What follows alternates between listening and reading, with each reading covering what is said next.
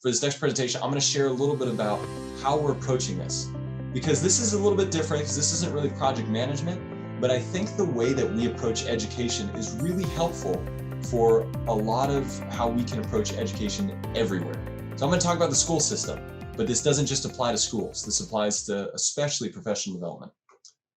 I was so moved by everything that Dr. Dean taught me that I approached him with this idea of what if we took this and we actually taught it to younger people? What if we prepared the younger generation before they get into the workforce? What if we help them become coachable and good mentees even before they even get into college? Dr. Dean said, yeah, it's a decent idea. Try it out. He never gets on board with something unless he sees metrics. He wants to see something dominant and clear, and you'll see that soon. So he said, test it out. So I approached some classmates. I approached Dr. Dean's sons, another one of my professors, Dr. Jacob, and we came up with this idea of why don't we take this leadership course that Dr. Dean developed, let's teach it to high school students.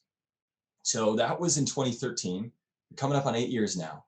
The first summer that we did this, we were just at ASU and we did a summer class for 7th graders, and we saw immediate results, immediate feedback. And that was just the snowball effect. And that was 8 years ago. Since then, we've been running all of these different programs for high school students, really with the goal in mind of training these kids to be good mentors, helping them see that it's okay to ask for help, teaching them how to ask for help, teaching them how to figure out who they are, what they want to do, and how to get there. And so for this next presentation, I'm going to share a little bit about how we're approaching this, because this is a little bit different because this isn't really project management, but I think the way that we approach education is really helpful for a lot of how we can approach education everywhere. So I'm going to talk about the school system, but this doesn't just apply to schools. This applies to especially professional development. In the industry, we see that a lot of times executives and managers, they believe that the issue is the employees. The employees aren't trained enough. They need more training. They don't have the right skills, or they need these traits a little bit better. And it's always focused on the people doing the work. Oh, the people doing the work they're not meeting the requirements that we need. We need better results. But what's funny is in the education system, it's the same thing. You have the administration, you have the teachers, and you have the parents saying, these students these days, they're not up to snuff. The students, they're too distracted by their phones. They're too into the internet. They're too into texting. They have all these weird things. So both organizations tend to blame the doers, either the learners or the deliverers. But we actually believe that the problem is from the structure, not the students. The problem is how the structure is set up and how people are managed and how people are told what to do. There's two approaches here. This is the traditional management approach. It's the idea both in business and in school. It's we want people to be a certain way. So I'm gonna stick with the school analogy here. We want all kids to learn the same curriculum, pass the same tests, be able to learn the same stuff at the end of their school career. This is putting a square peg into a round hole and hammering it until everybody's carved and shaped that way. It's actually the same in the industry. We say, okay, project managers should have these certifications. Everybody should have their own PMPs. They should be, whatever it is, whatever you want to call it, they need to have these certifications, or they need to know this, or they need to be like this. Or maybe it's just the manager or the executive, they have their expectations. This is how we want projects to be done. Do it this way, square peg, round hole. The opposite of that is what we call alignment instead of control. It's figuring out who the individuals are, figuring out who they want to be and who they're capable of being, and putting them where they're going to best fit. Let the painters do the painting. That's how we always say it. Don't make them do the carpentry. So applying this to school, the way that the school system works is it focuses on the technical information. It says curriculum first. We have all of this curricula that we want kids to learn. And if we can figure out how to get all this information into a kid's mind, we just bombard them with information, then hopefully, maybe, fingers crossed, In that information, they'll learn what they want to do. If we just teach them all of the details, they'll finish school and they'll say, you know what? I did pretty well in my biology class. I think I'm going to be a surgeon. And we just think that it'll work out that way. And there's all of these different tools in the education system. They look different on the surface, but they're all trying to do the same thing. Cram as much information into a child's mind as possible. We call this the top-down approach. You start with a curriculum and you fold it up and you put it into a kid's mind. This actually sounds like a good idea if people were machines. But what's the result of it?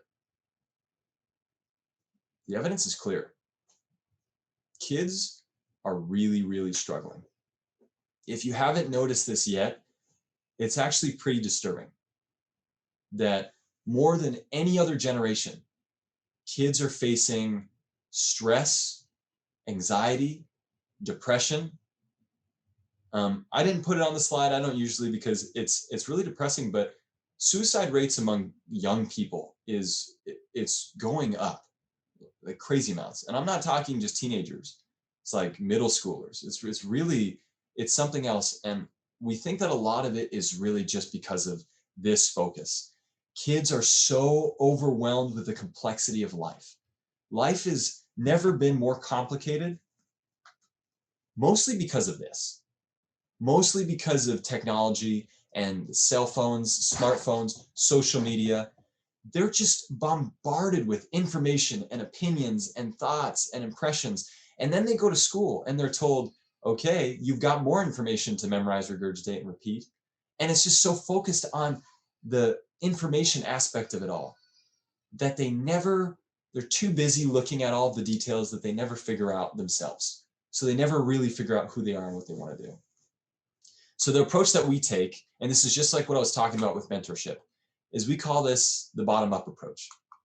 We start with the child first. We do individual-centered. We say success doesn't come from the curriculum, it comes from understanding the child. So first we take time to learn who our kids are. We learn what their interests are, what their passions, what they're good at, what their strengths are, what their limitations. And we align them somewhere where we think they'll do really, really well. And as they do really well in that area of learning and growth, believe it or not, it expands outward and they get better and they absorb more. But you have to start in a place where they feel confident. And this is the individual centered. This brings us back to mentoring. When you start at a place where they actually know what they're doing and they have their question and they feel listened to and they feel loved and appreciated, their ability to learn, it increases tenfold. When a student isn't stressed, but instead understood, they'll always learn better, no matter where you teach them. And you know, the second principle here is simplicity structured. We make it easier for them to learn their material, whatever that may be, whether we give them tools, checklists, reminders, help them make rules for themselves. This is key. We don't put rules on our students, but we help them make their own rules. And we say, okay, you know, let's set up this structure so you can thrive the best. Let them create it. And then last is the action focus. Our purpose here isn't to tell the kids what to do or give them an assignment or prescribe them anything. It's to help them take action. Okay, we figured out what you love doing. We figured out how to help you improve this. Now let's set some goals. Let's do some goals and let's measure it. Let's see how you do. You know, don't sweat it if you don't hit your goals. The purpose isn't to exceed all your goals. The purpose is to set something set, and let's see where it goes. So then we come down to it and we say, hey, this is what it takes to be successful. It's understanding people, understanding yourself, willing to learn from others, being able to know who you are, what you're good at. And we call this the no influence mentoring. And we call it that because our goal isn't to change the kid. It's not to change our students. It's not even to influence them. It's to understand them and let them be the captain of their own growth. We're not the sage.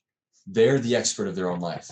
We're just there to encourage and be there as a source for information, be there as a friend, a coach, a mentor, but really it's them leading the direction.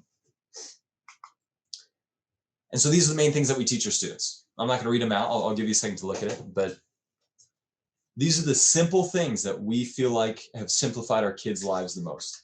And we teach them these things. We give them real world examples. We help them understand it.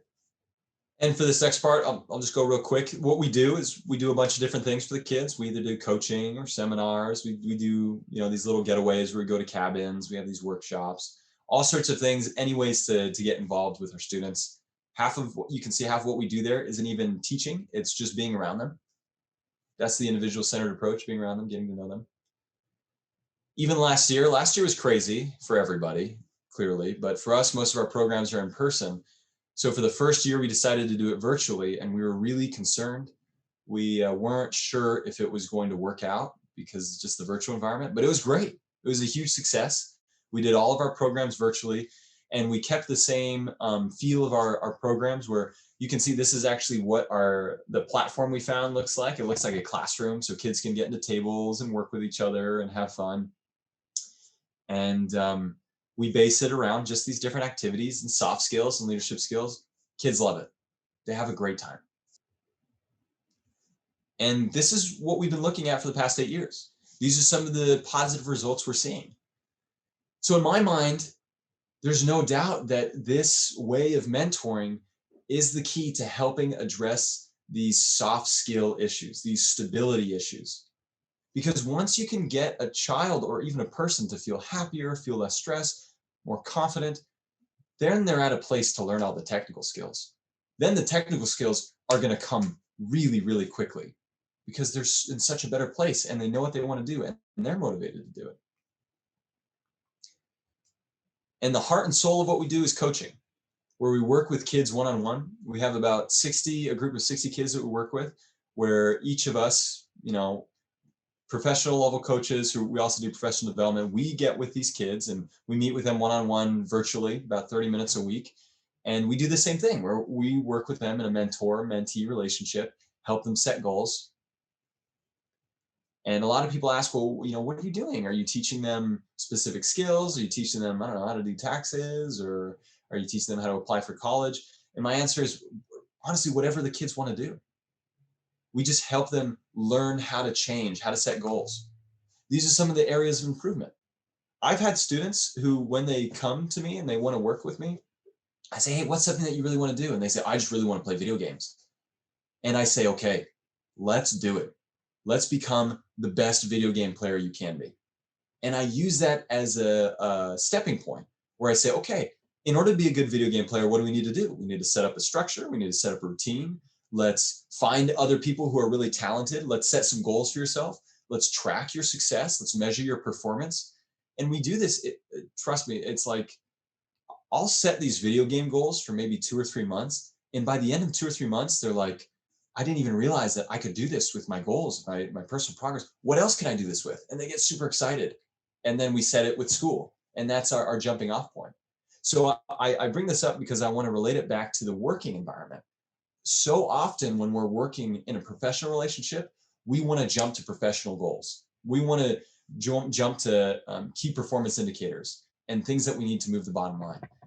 But it actually will help even more if you help your mentees set their personal goals or maybe their hobby goals, because they'll start to get the feeling of this goal setting. They'll start to get this feeling of working with you, of setting accountability, and naturally it'll work. It'll transition to work very easily.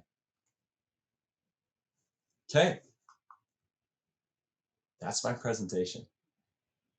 So, couple last things. Go ahead and take a screenshot of this. Please reach out to me with any questions. If you enjoyed this video, make sure to hit the thumbs up button and subscribe to our channel for more content. If you have any questions about the best value approach or for Dr. Dean, leave them in the comment section below and we'll get to them in a later video. Thanks. We'll see you next time.